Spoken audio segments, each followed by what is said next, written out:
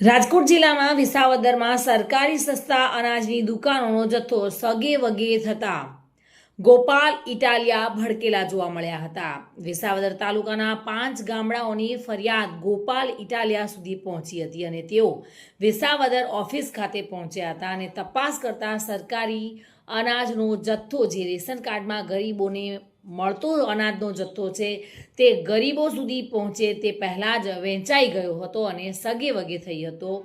આ બાબતે ધારાસભ્ય ગોપાલ ઇટાલિયાએ વિસાવદર પુરવઠા નાયબ મામલતદારની રૂબરૂ મુલાકાત લઈને આ ઘટનામાં ગુનેગારોને તાત્કાલિક સજા મળે તેવું જણાવ્યું હતું। સાથે સાથે પોલીસ સ્ટેશન ખાતે પણ આ ગુનેગારો સામે FIR કરવાની તજવીજ હાથ ધરી હતી। હાલ વિસાવદર સરકારી કર્મચારીઓમાં ફફડાટ જોવા મળી રહ્યો છે। 5 ગામનું સરકારી અનાજ માફિયાઓ ચોરી ગયા છે। ગરીબના પેટ સુધી ઘઉંનો દાણો નથી પહોંચ્યો અને તમને કોઈને કાંઈ ફરક નથી પડતો। બધા યશો આરામમાં જુનાગઢના નવાબની જેમ ફરો છો। શરમ આવવી જોઈએ આપણને બધાને। ગરીબોનું અનાજ ચોરી થાય છે ને આપણે જોઈ રહ્યા છીએ। માનવતા તો રાખો થોડીક। બીજું બધું તો તેલ લેવા ગયું, માનવતા નામની ચીજ હોય કે નહીં આપણામાં? ગરીબના પેટનો ઘઉંનો દાણો ચોરાઈ ગયો। 5 ગામનું સરકારી અનાજ ચોરી થયું। સરકારી અનાજ કોણ ખાય છે? મજૂરી કરતો માણસ।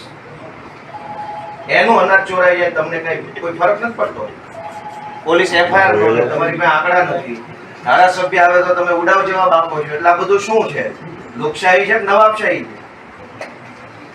તે દિવસે હું આવ્યો ત્યારે મેં તમને કહી ગયો તો કર્યો રિપોર્ટ? તમે કહી દીધું ને? રિપોર્ટ કર્યો લેખિતમાં? તો મને તો કોપી મળી નહીં। ધારાસભ્ય નકલ રવાના તો કરી નહીં તમે। બેન તમે એક મહિલા છો। શ્યામ ચાવડા સાથે bureau report, today Gujarati news.